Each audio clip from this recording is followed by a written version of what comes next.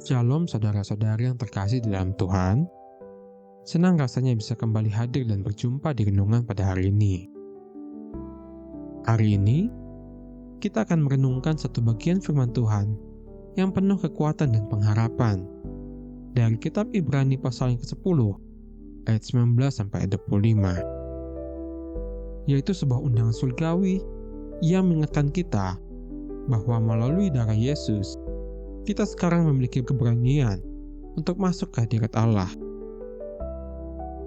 Firman ini bukan hanya ajakan untuk percaya, tetapi juga panggilan untuk bertumbuh dalam iman, hidup dalam persekutuan yang sejati, dan saling menolong di dalam kasih. Judul renungan hari ini adalah Hari yang Dingin. Saudara-saudara yang terkasih, mari kita awali dengan berdoa. Bapa kami yang di surga, terima kasih atas kesempatan hari ini. Di tengah dunia yang penuh kesibukan dan dinginnya kasih manusia, kami rindu dikuatkan oleh firman-Mu. Tolong kami ya Roh Kudus untuk memahami, menyimpan, dan melaksanakan setiap kebenaran yang Engkau nyatakan hari ini. Di dalam nama Tuhan Yesus Kristus kami berdoa. Amin. Saudara yang terkasih, mari kita baca dan renungkan firman Tuhan dari kitab Ibrani, pasal yang ke-10, ayat 19-25. Jadi, saudara-saudara, oleh darah Yesus, kita sekarang penuh keberanian dapat masuk ke dalam tempat kudus, karena Ia telah membuka jalan yang baru dan hidup bagi kita melalui tabir, yaitu dirinya sendiri. Dan kita mempunyai seorang imam besar sebagai kepala rumah Allah. Karena itu, marilah kita menghadap Allah dengan hati yang tulus ikhlas dan keyakinan iman yang teguh. Oleh karena hati kita telah dibersihkan dari hati nurani yang jahat, dan tubuh kita telah dibasuh dengan air yang murni. Marilah kita teguh berpegang pada pengakuan tentang pengharapan kita, sebab Ia yang menjanjikannya setia. Dan marilah kita saling memperhatikan, supaya kita saling mendorong dalam kasih dan dalam pekerjaan baik. Janganlah kita menjauhkan diri dari pertemuan-pertemuan ibadah kita, seperti dibiasakan oleh beberapa orang. Tetapi marilah kita saling menasihati, dan semakin giat melakukannya menjelang hari Tuhan yang mendekat. Dari firman yang kita baca, kita diingatkan bahwa keberanian kita diperoleh oleh darah Yesus, yang membuka jalan masuk ke tempat kudus dengan penuh anugerah. Sekarang kita mempunyai seorang imam besar yang memimpin rumah Allah, yaitu Yesus sendiri yang telah menghapus penghalang antara kita dengan Tuhan. Oleh karena itu, kita diundang untuk menghadap Allah dengan hati yang bersih, karena melalui pengorbanannya, hati kita telah dibersihkan dari dosa-dosa.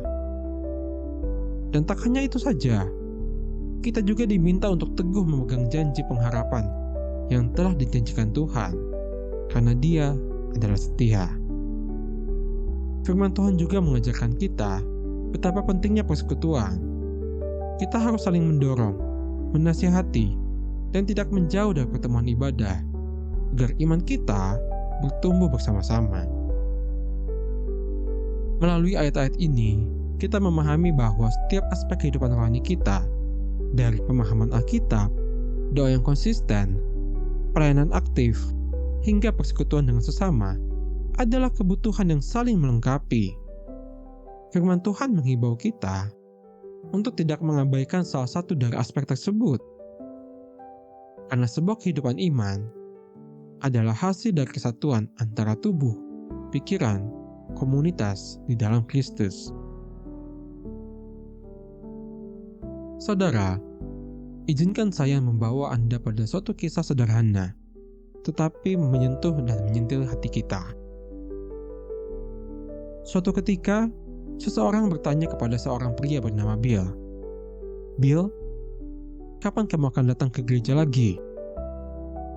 Dengan santai ia menjawab, "Saya akan datang kalau terdapat hari yang terasa dingin di bulan Juni."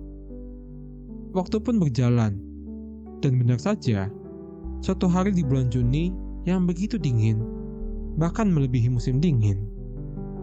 Seperti yang dijanjikan, Bill akhirnya datang dan hadir ke gereja. Namun, bukan untuk duduk di bangku jemaat.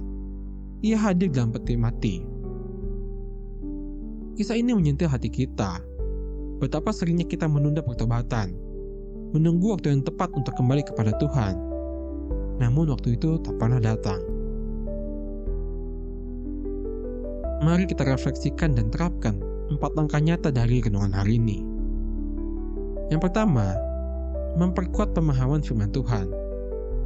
Seperti kita yang membutuhkan makanan, kita seharusnya secara rutin menyegarkan hati kita dan pikiran kita dengan membaca dan merenungkan Alkitab. Kedua, menghidupkan doa sebagai udara segar rohani kita. Doa adalah jembatan yang menghubungkan kita dengan Allah, memberikan kita kekuatan dan kedamaian yang kita butuhkan dalam tantangan hidup. Selanjutnya yang ketiga, aktif dalam pelayanan dan berbagi kesaksian. Pengalaman iman kita yang sesungguhnya terwujud ketika kita melayani sesama, berbagi kebaikan, dan menjalankan pekerjaan baik di dalam komunitas. Dan yang keempat, yang terakhir, yaitu menjaga persekutuan. Kehadiran kita dalam pertemuan ibadah dan komunitas memberikan dukungan emosional dan spiritual. Kesaksian kita kepada dunia semakin kuat ketika kita terlihat bersatu di dalam kasih Kristus. Saudara, jangan tunggu hal yang dingin dalam hidup Anda. Jangan tunggu kehilangan, baru merasa perlu akan hadirat Tuhan. Tuhan Yesus sudah membuka jalan. Sekarang giliran kita untuk melangkah di jalan yang sudah Tuhan sediakan. Mari kita tekun hadir dalam ibadah, aktif melayani, dan terus menjagarkan jiwa dengan firman-Nya. Karena setiap ibadah bukan hanya tentang kehadiran fisik, tetapi juga pernyataan iman bahwa kita percaya pada Allah yang setia. Mari kita berdoa. Tuhan yang penuh kasih, kami bersyukur untuk firman-Mu hari ini. Kami sadar, kami sering menunda dan kadang menjauh dari persekutuan. Tolong kami ya Tuhan, untuk terus hidup dalam iman, setia dalam pelayanan, dan hadir dalam pertemuan ibadah. Bangkitkan semangat kami untuk saling mendukung dan saling menasihati, hingga Engkau datang kembali. Di dalam nama Tuhan Yesus Kristus kami berdoa. Amin. Saudara yang terkasih, renungan hari ini adalah undangan bagi kita semua. Mari kita bagikan pesan ini, dan saya undang Anda untuk menjawab satu pertanyaan. Bagaimana Anda bisa membangun kembali kehidupan rohani Anda hari ini? Silakan tulis di kolom komentar, karena saat Anda berbagi, Anda mungkin sedang menjadi jawaban doa bagi orang lain. Jangan lupa untuk like, subscribe, dan bagikan video ini, agar semakin banyak orang disapa oleh kasih dan kebenaran Tuhan. Sampai jumpa di renungan selanjutnya. Tuhan memberkati.